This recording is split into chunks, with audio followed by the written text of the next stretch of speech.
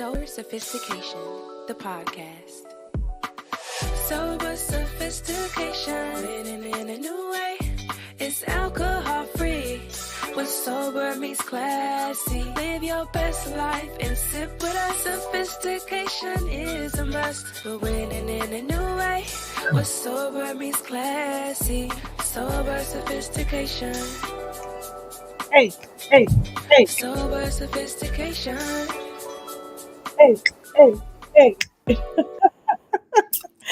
How you doing, everyone? Oh, I thought it was Naheem. Way back. It's not that kind of show.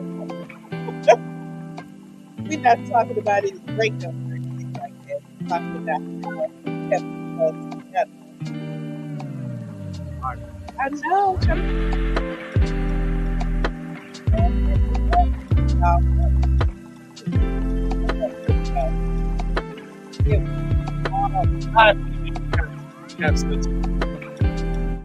I get you to slide to your right just a little bit, man? I know you like to be all up on the brother, you know what I'm saying? But try to compose yourself in front of the company. Woo! Okay. And we're back. Yeah. So, welcome to Sober Sophistication, the podcast. I'm Karima. And I'm Anthony. And we are the dynamic duo that provides Magnolia Crescent Orchard and non-alcoholic winery. And so this is our podcast, right? So we dedicate this time to discuss everything love, lifestyle, and non-alcoholic wine. And so tonight we have a beautiful guest. I'm excited about this interview, y'all. We had to postpone it because of schedule conflict, but we finally got them. Look, they that busy, y'all. So we finally got them to settle down for a minute and to have a wonderful, meaningful conversation with us. So should we bring them on? Let's bring them on. Okay, so our evening guest, our special guest is Hazaa and Rachel. All right now. Hello, family. Hi. The ladies got frames on tonight. See, I got contacts in, so. Look, and special shout out to my girl, Nafisa at Jazzy Frames. She always keeps me, tight with my frames. So thank you, sis. Frames are nice. How you guys doing? Thank you for having us on. Well, thank you so much for joining us. We're doing well. How are you all doing this evening? Very well. Busy, as you guys said, but very thankful. Got the boys ripping and running around, and very thankful to be on the podcast today with you guys, with my wife. Yes, indeed. Yes, and thank you for joining us. This is going to be wonderful. Look, we don't even want to waste any time. We want to just kind of jump right in. That's right. Let's get to it. All right, so here we go. Would you like to start? Or you want me to start? Well, I'll start. Okay. So this is going to be directed to you both. So you all decide, flip a coin, who's going to answer first. What is the beginning of your love story? How did you all meet? Well, we met at one of my friends' church. I didn't know that. I was visiting her church, and he appeared, and I didn't know that. I knew his brother, but I didn't know that his brother had a brother, and so we sat at the same table, and he appeared to be interested in me, and so he reached out to my friend, and that's how we met. He reached out. He got my number from my friend. And that's how Okay. Yeah, right. yeah. I like this story. I like to tell it this way. So yeah, we met at the church. My brother invited me for her friend, who is now his wife, and it was for Friday night. I was on my way to a nightclub, and I said, "Yeah, I'm gonna stop by." I stopped by, and I was at the table with her and her sisters. She's a triplet, so there was 3 sisters here, and they're saying, "Yeah, we're triplets. What's going on here?" But I liked what I saw, and I stared at her. I stared at her for about 30 minutes straight before I could catch her eye. She was awkwardly. I said, "Well, she ain't gonna look at me. I'm gonna just look at her until she looks at me." And yeah, I was able to get pass my number to her friend, and it's been a great journey since then. Excellent, excellent. So, Sister Rachel, when he was just staring at you, did you think he was being kind of a creepy dude? Like he just looking at you like a little bit. I took it that he probably was interested in me, but yeah. Either or, right? Either he's interested or he's really creepy. Okay. Yeah. I was smiling. I was like, So he was a nice creepy. Yeah. Like, you want a brownie? You want a brownie? Sounds like it. No, that's sweet. Yes, that's sweet. Yes, indeed. So, okay. So, Rachel, this question is for you. Why did you decide to marry Hazaa? He had all the qualities that I was looking for in a husband and or looking for in a mate. Looking for as a potential husband. Looking for a potential father. He was hardworking. He was a man of God, God-fearing. He was very kind and, wanted to get to know me. And I just all the qualities that I saw, I felt like it'd be that one. All right. Beautiful. And Brother Hazaa, same question to you. Why did you decide to marry Sister Rachel? Just starting out, I mean, it was tough. So we met. That was June of 2010. That was at the time. That was a month after I had met my biological dad. So I was kind of. I met him online, right? I had to reach out and I found him online.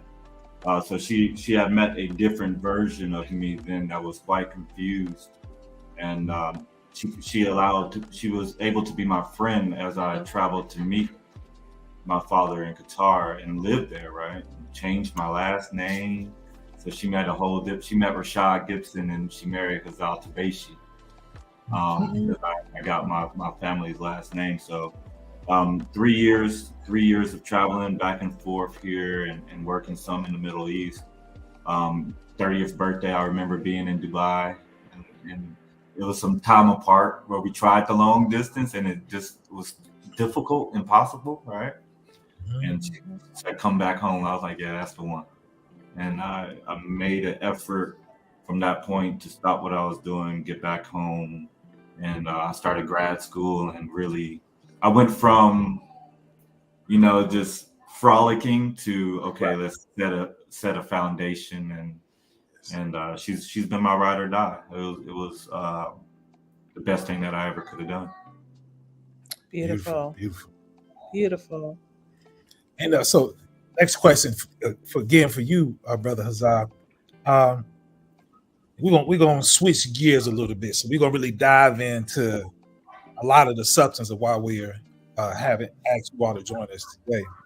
What was your introduction to alcohol? Man, that hits hard for me. Sorry, I'm a super emotional person.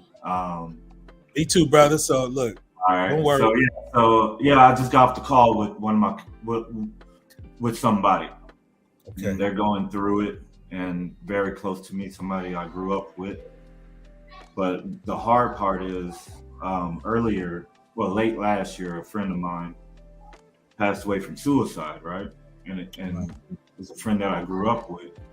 And I just remember, being 14, 15, listening to the music that we listened to in the 90s and smoking and drinking, gang banging, just trying to be something, right? Yep. Trying to be happy, trying to be strong, trying to be alive, right? So my introduction was there. I mean, my mother didn't drink. We didn't grow up with alcohol in the house. But, we found sources to get that at 14 and 15. And for sure. 14, 15, and it just spiraled from there. But that was the introduction. College, party promoter, traveled the world, did all of that, and and I just never knew a limit. So Right. the way that I started was the way that I ended, was trying to feel intoxicated, not for the, I like the taste, but it had to be acquired. Yeah. But the feeling and the carefreeness is what attracted me to it at an early age. That's why it's very important for me in what we're doing in total is to at least be impactful to the children up to college, right? What they do as men, I haven't been successful with that, but outreach to the children is paramount to me, because I know how easy it is if your parents. My mom was hard on us. That little 30 minutes. If I had 30 minutes, then So I just think that it's important to catch them when they're young and let them know that that's not what you want in your body. This is what happened when it's in your body.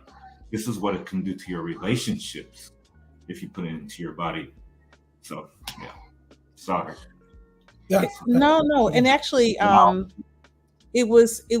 we had Jacqueline Johnson on our show, the last show that we hosted, and it was very interesting that you said you started around 14, 15, because she said that research shows if young people are introduced to alcohol at that age, at that 14, 15 age, that they're more inclined to suffer from some form of alcohol addiction as adults. So I found that to be very interesting, that was your story, as a part of your story as well, because it further underscores the importance of the work that you're doing, the work that Jacqueline is doing in terms of going after our young people, especially, and stopping it there before they have a chance to become adults and it becomes something that can really be tragic in their lives. Right.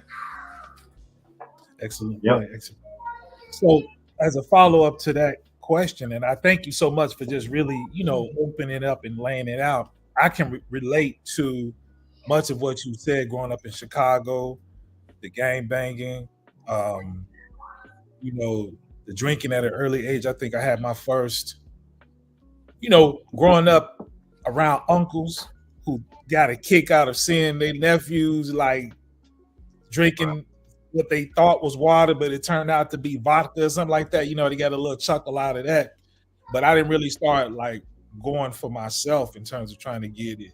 I'm thinking about Common had this line on his second album. He had this song called, and I forget the name of the song, but he was referencing, men in the neighborhood that you can get to go to the store for you, the cop. Right. Call it the neighborhood father figure. You know what I mean? And so I remember being like 15 years old, a sophomore in high school, on the west side of Chicago, and we used to party, and a lot of times it would be the older brothers who may be strung out or have addiction themselves, and you could give them $2 and then tell them go into the liquor store and give me a 40-ounce of 8-ball, or you know what I mean. Back in the day, we was drinking like St. Ives and all that. MD 2020, St. Ives, Crazy Horse, E&J, you know what I'm saying? Bumpy Face Gin, all kind of stuff. Yeah. I was like tripping. But my question to you is, when did you identify that the way you were handling your drinking was actually a problem? Man, this is when my accountability partner comes into place. I did not know until I met my wife. It was early in meeting her, right? Because when we met, I mean, literally, all my friends at the time we were all into the nightlife. Yeah. And I laugh and I say, and I miss that, but no. I remember one time when she came over and I was like, "Hey, you want some wine?" And she was looking at me like, "What are you talking about? Like, is that how you introduce yourself to a new person?" And I felt kind of weird. I'm like, "Oh." Yeah. And I still, kept along my way. But when I went to Qatar, and that's ironic to say, but when I went to Qatar, I didn't have friends. I didn't have much going on. Me and my older brother that I met over there, he's German, right? So it's kind of like having an Irish or a Hispanic friend, they drink. So that's what we did every day. And when I came back, she let me know pretty instantly. And I fought against it, and she's powerful. She is, she's a strong woman. She fought against it, fought for us, right? Yes. While I was fighting against what she was saying, she was fighting for our relationship, continuously. Hey, look what I found. Oh, you still gonna do that? Oh yeah, one sip. She would tell me, one sip treats people like this, but one sip, you're instantly already like that. And I was like, no, I'm not. Until I had the boys. On the second boy, the first boy, it was still contained. The second boy, I was out of control. Completely out of control. And I remember the moment. And she's like, do you see what it's doing to me? Yeah, that changed my life. Wow.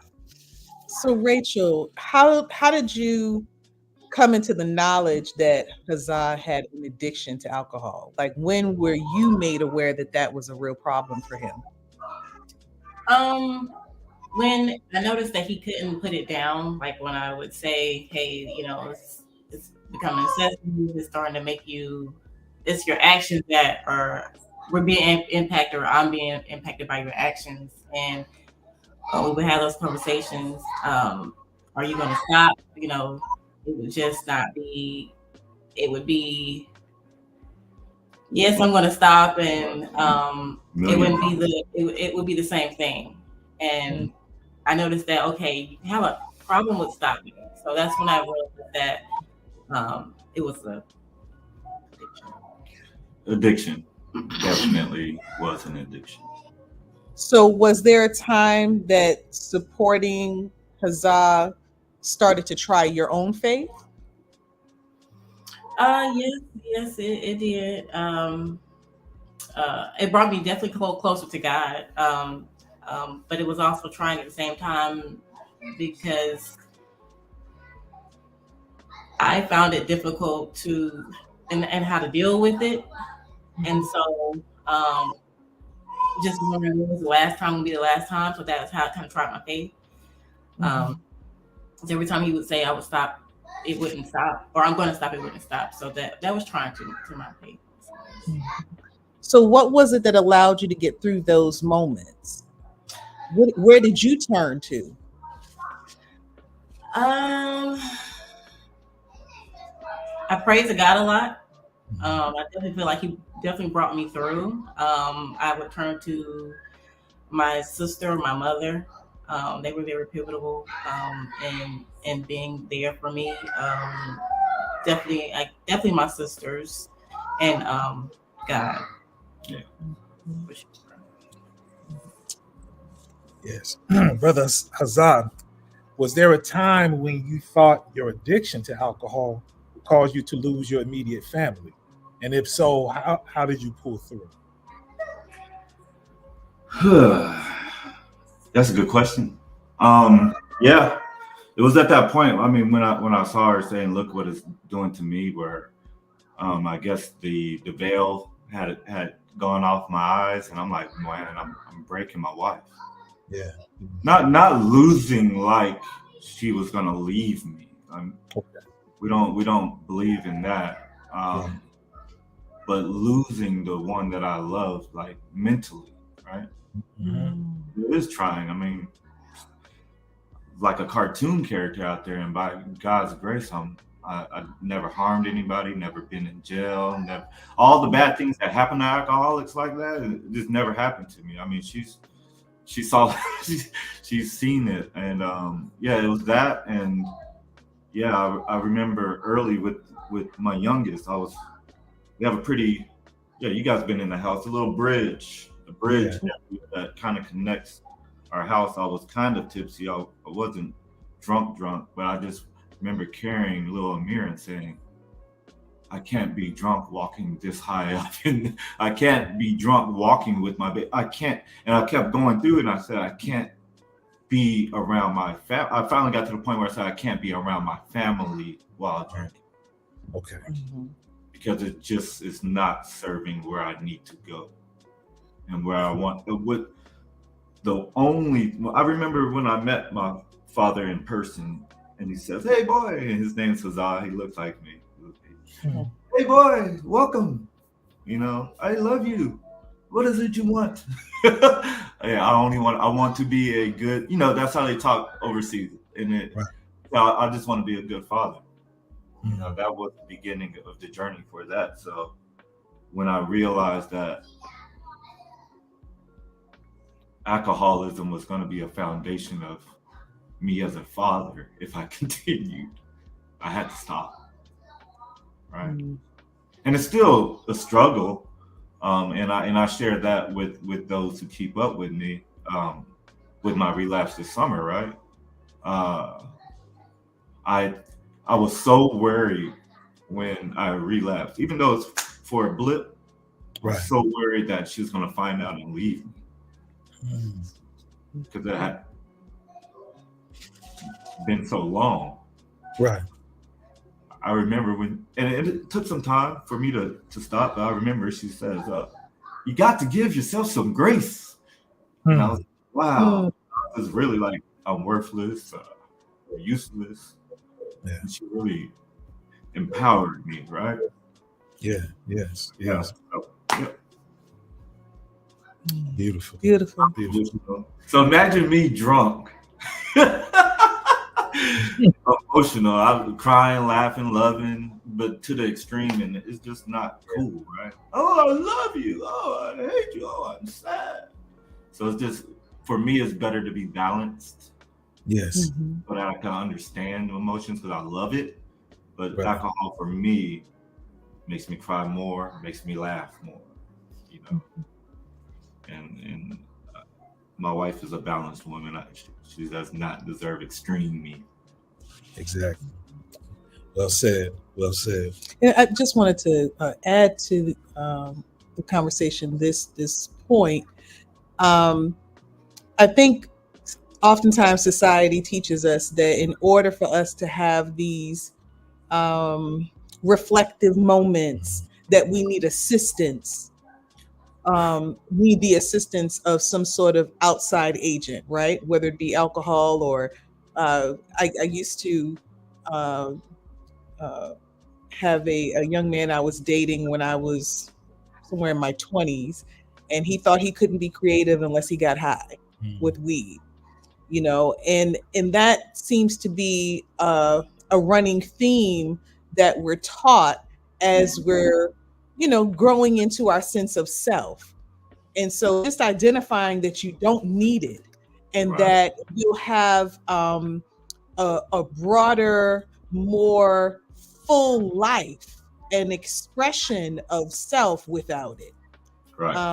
It to me is beautiful that you've come to that realization, because a lot of people have not learned that point, that we don't need that outside assistance in order to have that broad spectrum. Now, when you get a hug from your son, you can really feel it. Because these other agents are numbing agents, which is why you go to the extreme, because you're numb. Right.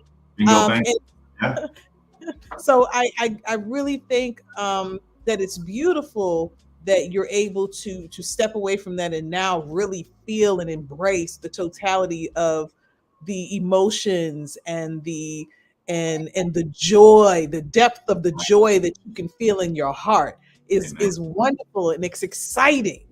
I'm excited as an individual and as a family that continue on that road. What's our next question? Boy, this is really great. I'm so glad y'all joined us this evening. Oh, it's perfect timing.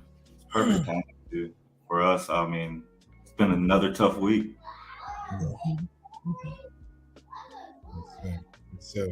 So this question is something that we would love both of you to answer. What is it about your marriage that continues to make you fight for it together?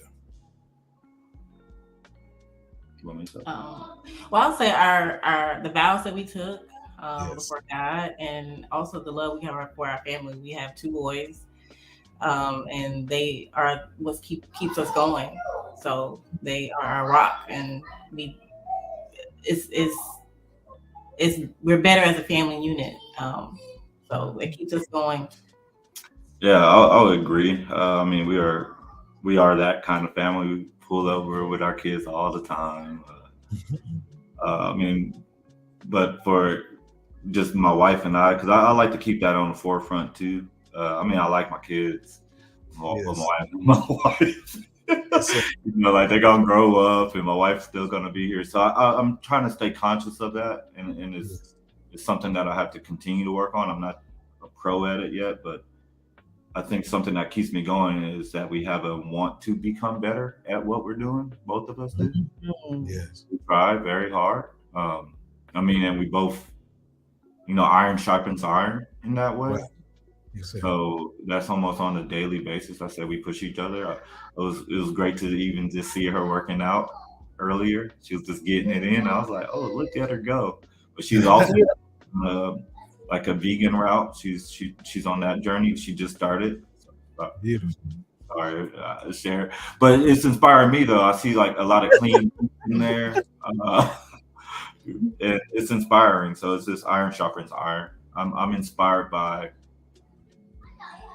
the exponential growth that I've had being in the relationship with Rachel is inspiring me that, hey, who am I going to be in the next 10 years? Yes. And that actually excites me. Yes, sir. I can definitely bear witness to and attest to that myself. Being married to Karima, she challenges me, kind of like what Sister Rachel was saying in terms of giving yourself grace, because I have that tendency sometimes to, kind of give more emphasis to the things that I may not be doing so well, as opposed to looking at the things that I may be doing better.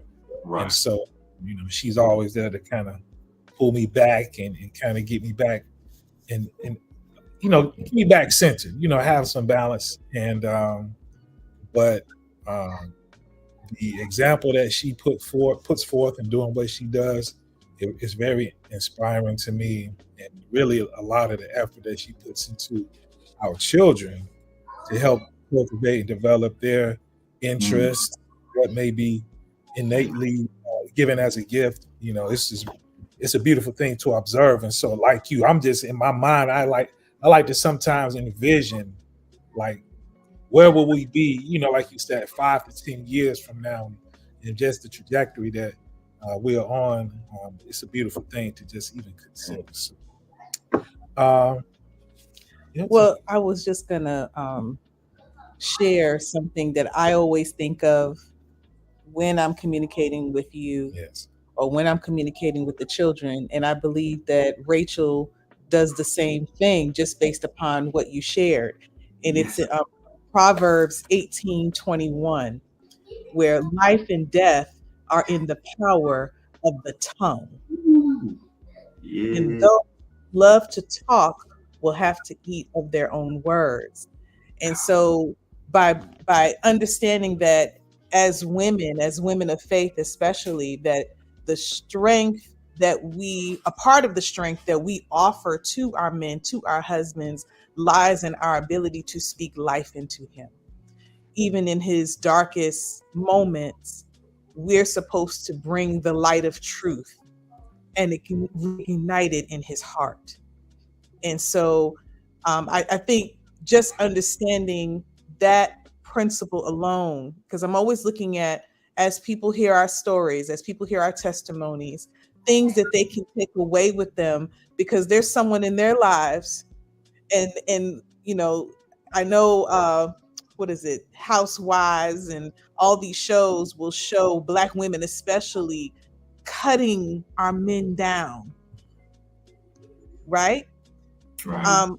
But that's not what we should be doing as women of faith, right? And so, and granted, it goes both ways, but I'm speaking of us as women in particular, because what Brother Hazaa has shared in terms of what you have been doing as you're caring for him as his wife and being his comforter as his wife is right out of scripture. So I just wanted to highlight that, right? Because this walk doesn't happen in a vacuum, right? It happens through obedience. There you go. There it is. Man, you Right. guys are awesome, man. Mhm. Thank you. Yes. Y'all are awesome. I just wanted to Rocking highlight, out. You because guys. you know, somebody who's listening, they might have missed that, right? Yeah. Because Right there. we're taught the opposite of that, right? Yep. Through media. But it's important that we highlight that. So I know that you mentioned that, you know, and I don't know if you were supposed to mention it or not, but you know, we on the vegan path, we working out. Yes. So it's kind of great segue into our next question, which is, what are the new habits and the new experiences that you're looking forward to cultivating together? You got some? You can go first. All right. Yeah, I liked it. I liked what she's doing so far with the working out. I mean, it's amazing to see. We have, you know, tons of equipment here from what we do. But it's dope to see that. And then developing the boys, right? That's something that I really have to do better at. Like I'm the fun dad. And I realize that I do all the fun things, you know, the exciting things and the trips and all of that. But my wife, she has a master's in education, and for a good little chunk of our marriage, she was at home with the boys. And I discounted, you know, a lot of the work that she's been doing with their education, and to see it come to fruition now, especially with our youngest, he's had some challenges with his speech, is downright miraculous. So I'm excited to help learn the softer side of recovery, as our guy Brandon would say, right? That the softer side of recovery. Beginning for me, the first 3.5 years of sobriety was all muscle and bravado and ego, which worked for the pandemic because, you know, a lot of us would get together. We couldn't go to other places, so we'll meet outside and do these boot camps. And then I had a little sober group, like, okay, so we're gonna go outside too. So that worked for the pandemic and for what I needed for that version of myself. But where we're going personally is diving into that softer side, and I'm able to do that, you know, with my wife, and that's what I'm doing. I'm 100% in on the softer side, and I need her to do that. Beautiful. I would just say we just keep doing what we're doing. Yeah, it's working. We're cultivating like new adventures. We can. Sedona was nice. We get out when we can. So just continue to keep it up, keep it going. Yeah, it's my little travel buddy, man. Like, we travel. Our kids travel. My son Malachi knows all about the airplanes. We're heavy into that. And just peace of mind. So it's crazy. Usually we'll do like the beach trips, and we did Manhattan with the boys, but we did Sedona. And I would say probably for the first trip ever, I was just I practiced just being relaxed the whole time. You know, it was cool to see. Instead of doing, just letting it come as it is. It's a vibe. I honestly would like to see, and maybe this is something that we can work on collectively, but I would like to see more of us come together and have these excursions, you know, start to take together. I think it would be, you know, just a wonderful way of, I don't know, building a community. Yeah, I think, you know, collaboration over competition, right? I'm not trying to compete with anybody. Let's collab as much as possible. That's one thing I was trying to start last summer with whitewater rafting, a couple different other events, but that's my whole vibe with what I'm trying to do. At least with the presence that you see on social media, really doing stuff like that, right? That's the fun stuff for me. I think if we can do that as a sober community, because my wife is sober just by that's just who she is. But for us as couples and stuff like that, I think that's a vibe. Let's talk about that. And it's not even about anything outside of building community. I think it's important. One of the things that we talk about a lot is it's tough to find good married couples that are happy, that want to get out and things together, like just on just that alone.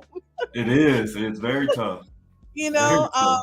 that you can just be chill. Like Sedona, when you said it, I was just like, boy, that sounds Oh my peaceful. God. I mean, like, you're so relaxed. It is, what was it? The elk? The elk, they're just walking up.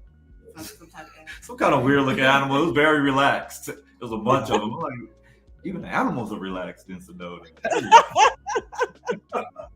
No, I love it. I absolutely love it. So I want you, if you would be so kind as to share with us what is Essential Brother. I think this is a great way for us to kind of talk about what you're working on with Essential Brother and the direction that you're looking to take it. Yep. Thank you. So Essential Brother is a company started during the pandemic with my brother Thomas, my brother Jabber, and I. So it's two of my brothers. They helped me stay sober, and by that way, originally the Essential Brother came along because I'm in supply chain warehouse distribution. So when the pandemic broke out, they said, "Hey, you're essential," and I was newly sober. I'm like, okay, if I'm essential, I'm gonna help everybody out. I'm gonna be Essential Brother. So it's worked well with the business model of the boot camps. I'm in a season of fasting and praying, and I'm really looking for how to be consistent in it, because I haven't been as consistent as I wanted to be, especially last year with a lot of things happening. But I've had a eureka moment. I want to continue to help people of color, men specifically. I have a good little group on a project that I'm working on currently, where I'm managing a project where a warehouse full of associates, 83 of them exactly, are being laid off. Their job is being moved to Texas. Right. In that group, there are 6 people that I already work with that are identify as alcoholics, but then there's other people that are dealing with other things. So I'm wondering, and I'm manifesting, and I'm going to do it, is trying to help these people get a job, right? Try to help these people get recovery. Try to be a resource. So that's what Essential Brother is. It's a resource. I'm only for the community. I'm here in South Fulton. I work in the neighborhood. I'm with the kids. I do. We just got done with the season for 4U and 6U basketball. So it's really just being a community activist, advocate rather, is the word that I'm using. And eventually, right, if it all works out well, is to not only help others, but to have a facility where they can do a 7-day detox, right? To really build up in partnership with you all. That's why I do what I do, so that the brand can at least be known, so that when the funding is there, I can say, hey, look, this is what we're doing. Hey, Anthony and Karima, hey, we're gonna have a soiree. I need you guys to bring some of your wines, because I'm trying to get donations to get this 7-day detox. Because I think it's important. Because luckily we are able to do things financially that other people aren't. I did not think that I was able to kick my addiction by myself.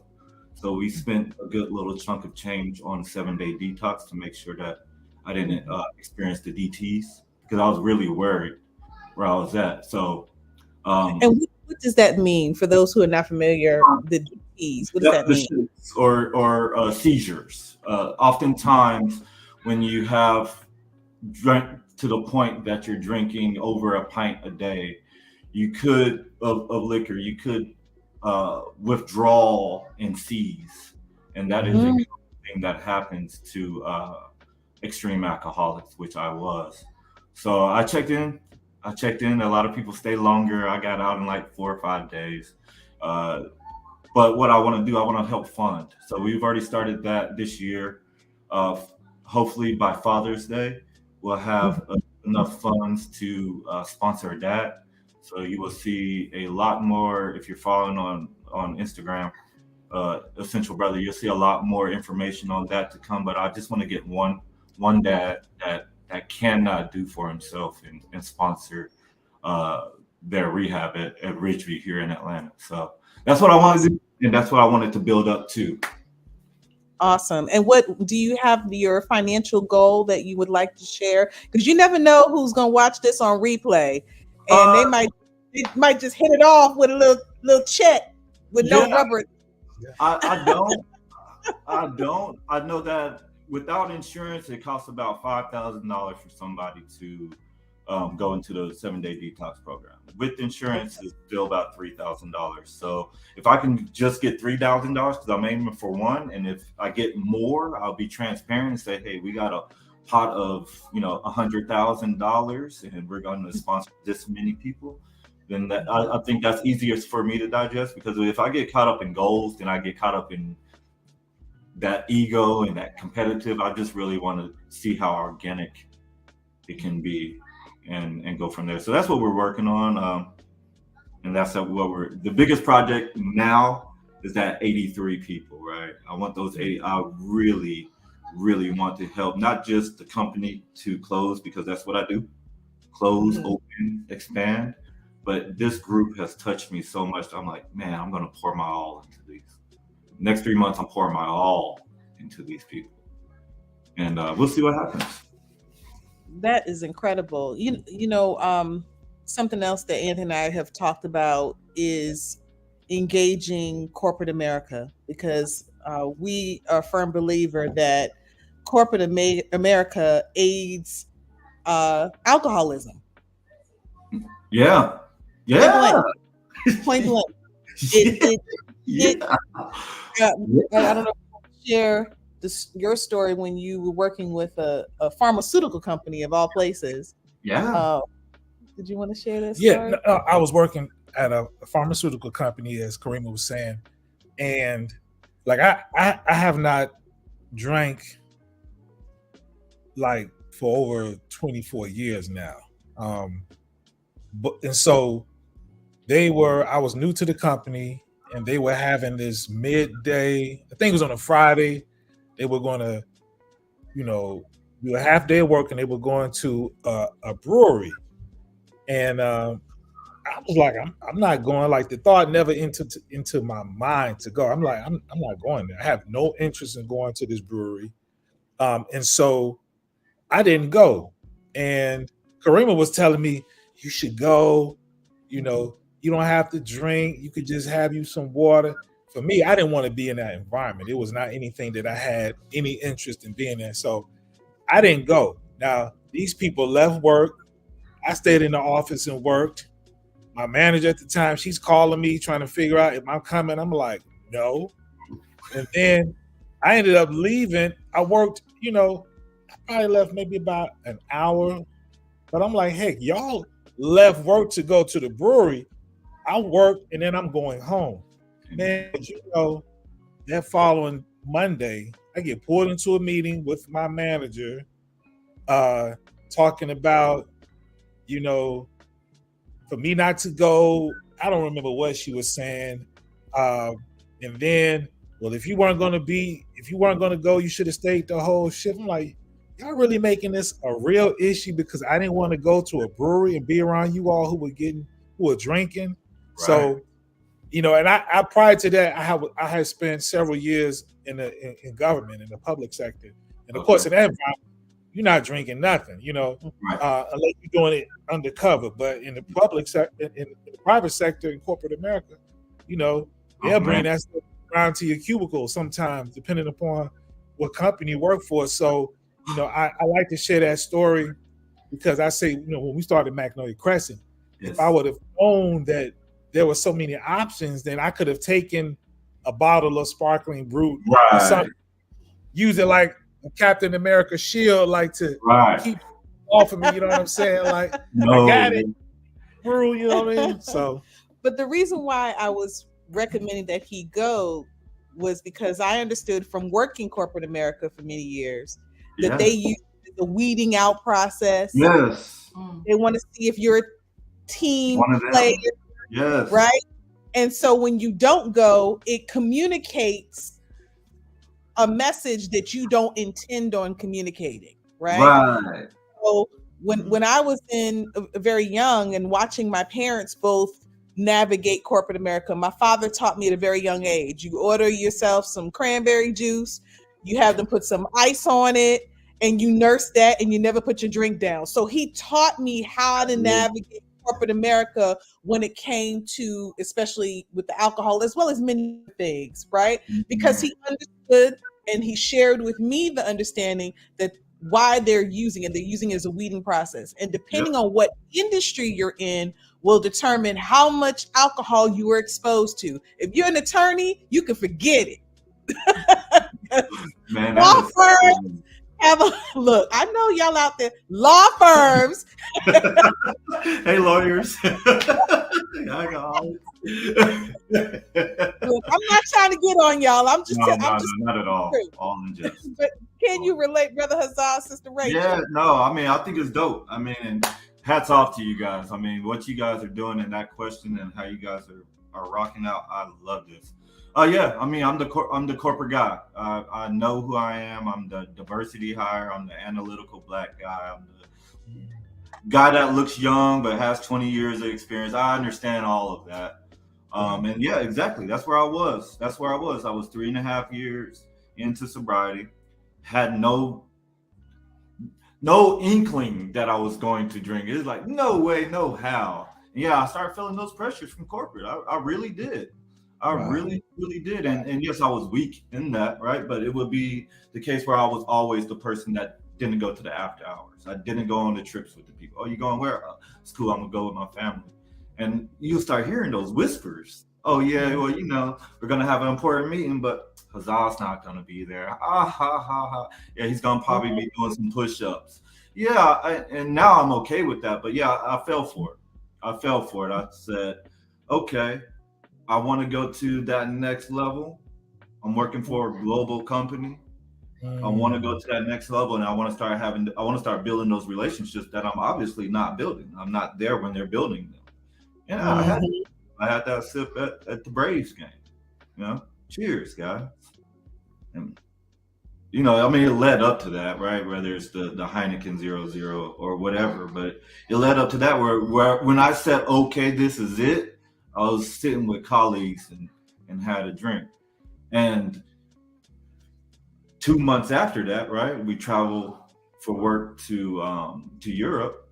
And it's like you said, in Europe, it's completely different culture. It's literally, here goes a bottle, unlimited card. Oh yeah, you want to drink 3 gin and tonics in the morning and then go to the meetings and then, okay, cool. You know, it's really like that. You sit at the table and they continuously to bring not only the bottles, but then if you want other drinks on the side, your own, then you can get as many as you want. And I thought that was going to gain me some respect. I really truly did. You know, at the age, I love being the age that I am. At the age of 40, I'll tell you how it is. I thought that was going to give me some more checks, right? Mm-hmm. But you know, I've never been one to sell my soul for stuff like that. And the time that I did taught me the biggest lesson that I could ever learn is, first of all, never go against, regardless of the scenario of what you stand on. Mm-hmm. Second of all, half of the people that you're drinking with, if they're getting belligerently drunk, they're lying to you. You know, all they was doing while we was drinking and touring Europe, they was just lying and you know, their own little deals. And when I get sober, then I'm looking at it like, dang, man, can't believe I'm hanging around with these deviants. Right.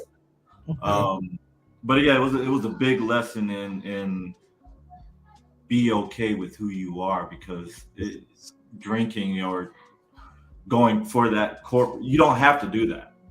Right. You don't have to do that. How I got to the table is how I got to the table, and that's what they respected. Because I remember the interview for this particular company, middle of 2021. So I freshly started this 6 months after I started this. So I was championing it. You can follow me, and and this is what we're doing. So everybody knew me as the sober guy. Right. Mm-hmm. When I compromised myself, then they looked at me as somebody that they can trick or get to do that he doesn't normally do. Right.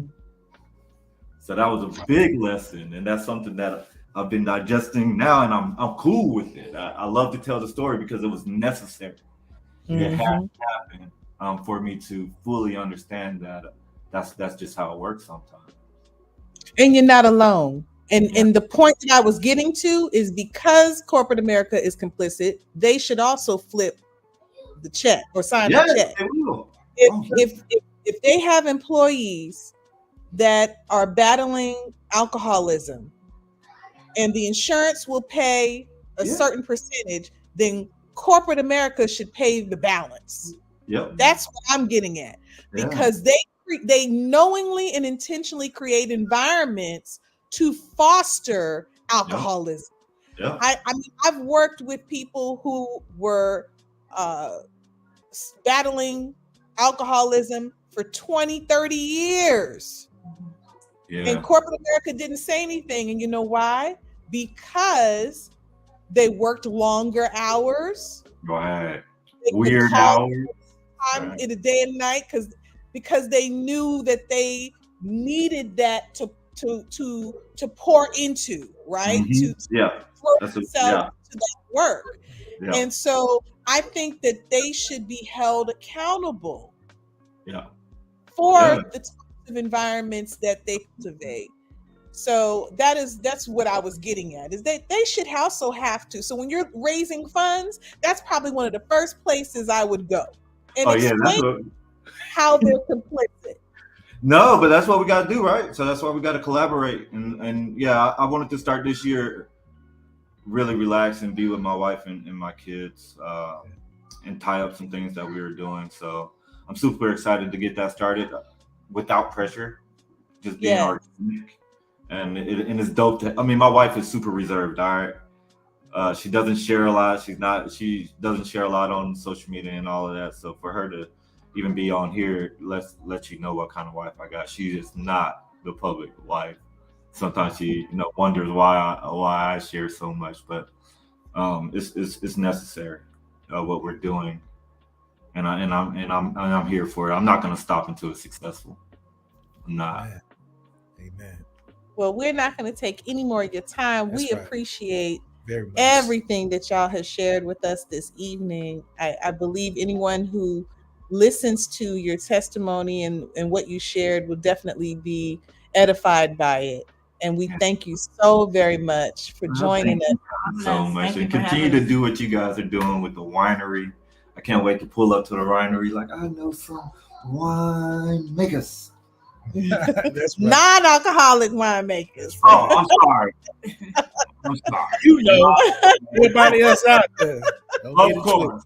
I've got Look, you trying to get us put out of our place of worship. I'm so sorry. Non-alcoholic winery. I just think of when I think of you guys, automatically I think wine, non-alcoholic winery.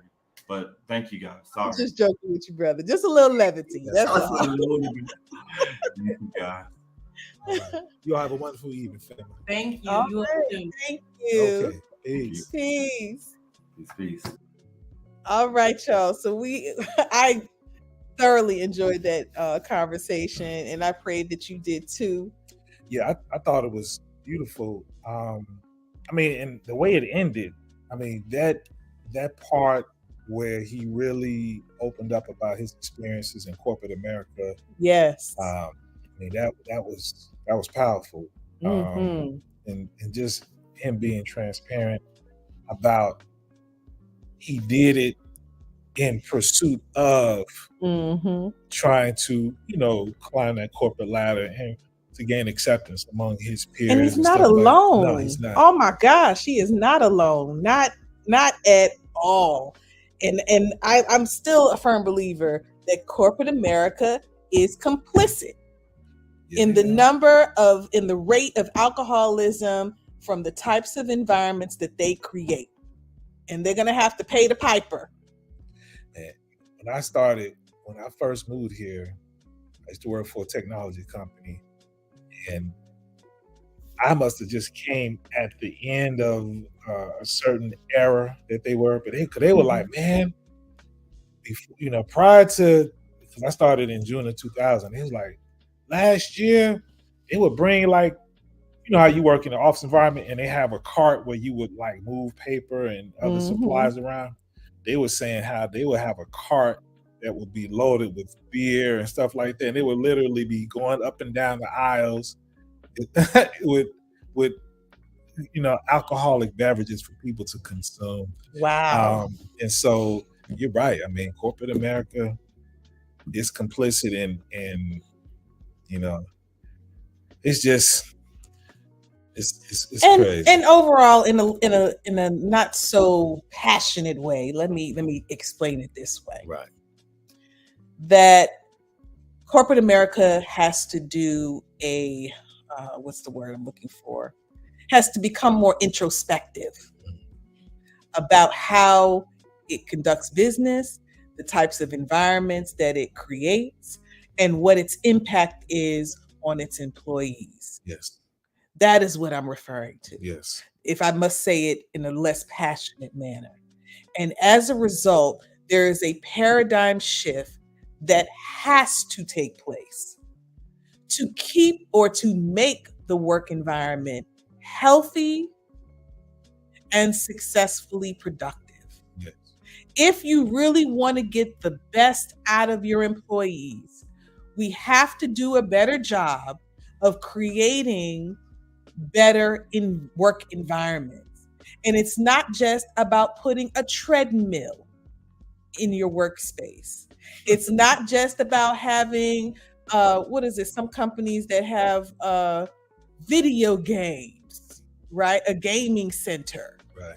It's not just about having, as a part of their package, free, discounted rates at a local resort.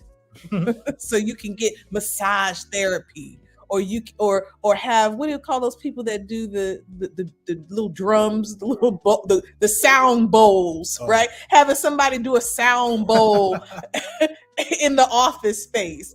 It's about creating an environment that allows people a safe space, free from alcohol, free from marijuana, free from these things that have a proven track record of leading to addiction and causing harm to your employees, the work environment, their families, and the community at large.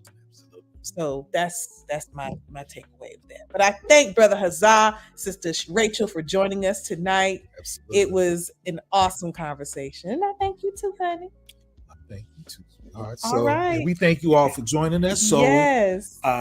Next 2 weeks. So today is the 29th. And so the next day we will be back. It's going to be March the 14th. So stay tuned. Have another show that's going to come up to be awesome again. So thank you for watching the Sober Sophistication. Yes. We're going to be talking about relationships, y'all. Sober Sophistication. Sober Sophistication. Come on now. Sober Sophistication, the podcast.